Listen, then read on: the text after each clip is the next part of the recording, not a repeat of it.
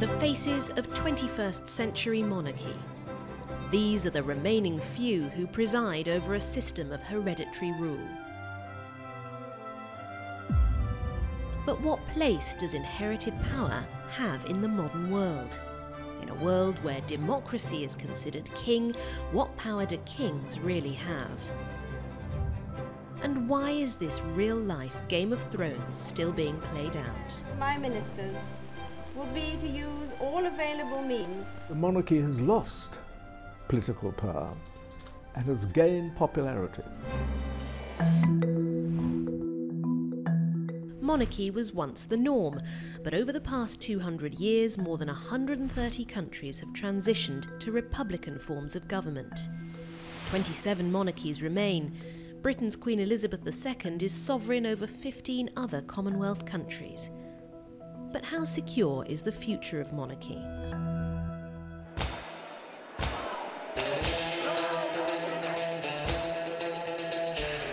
The abdication of Spain's King Juan Carlos 3 years ago saw thousands demand a referendum on the monarchy. Pro-democracy protests have turned to violence in Bahrain, where Sheikh Hamad can veto any law. And human rights groups have criticised Swaziland's King Mswati for his lack of reform. Is the monarchy outdated? Well, there are certainly alternative models. There's no reason why it has to survive. It can only survive for so long as it remains useful. And I think all monarchs understand that. But that's not the whole picture.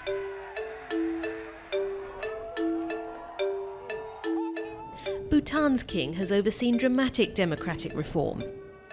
He measures his country's success in gross domestic happiness, not GDP. And although Liechtenstein's Prince Hans Adam can veto laws, his popularity remains high. 3/4 of the country recently voted against limiting his powers. And what about the most famous monarchy of them all?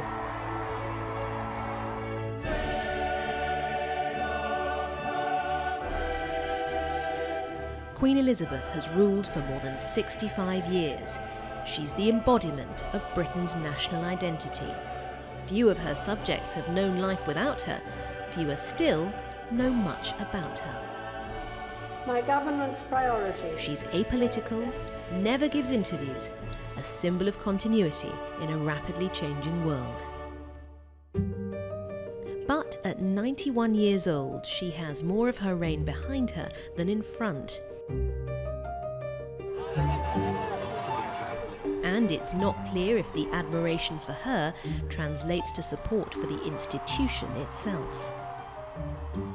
Her successor, Prince Charles, brings with him personal and political baggage.